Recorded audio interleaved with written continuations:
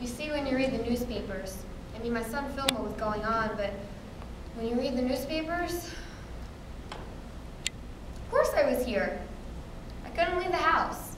I'd only go out early during the day. The police were barricading here. You see, I wish I could just go on television. I want to scream to the world. They said that the blacks were rioting against the Jews at Crown Heights, and the Jews were fighting back. Do you know that the blacks that came here to riot were not my neighbors? I don't love my neighbors. I don't know my black neighbors.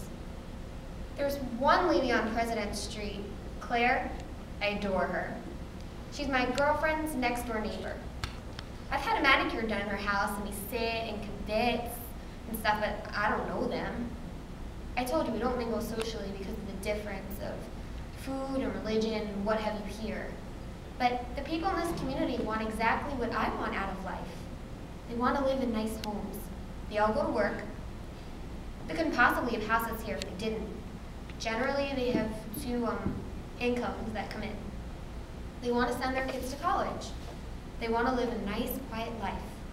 They want to shop for their groceries and cook their meals and go to their Sunday picnics. They just want to have decent homes and decent lives. The people who came to ride here were brought here by this famous Reverend Al Sharpton, which I'd like to know who ordained him.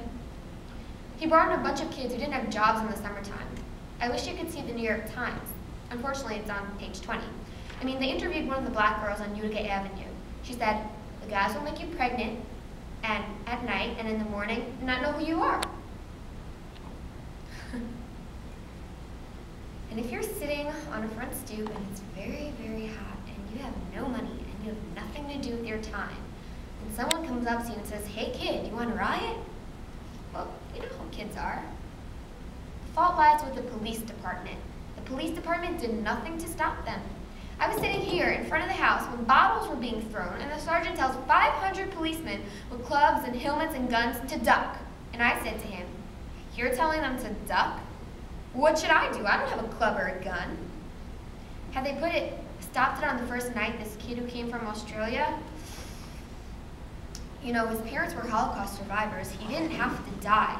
He worked, he did a lot of research in Holocaust studies. He didn't have to die.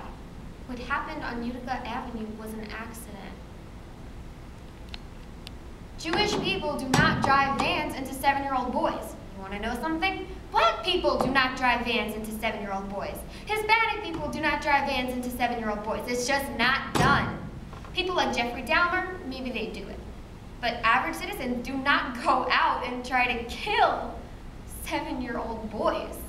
It was an accident, but it was allowed to fester and to steam and all that. When you come here, do you see anything that's going on? Riots? No.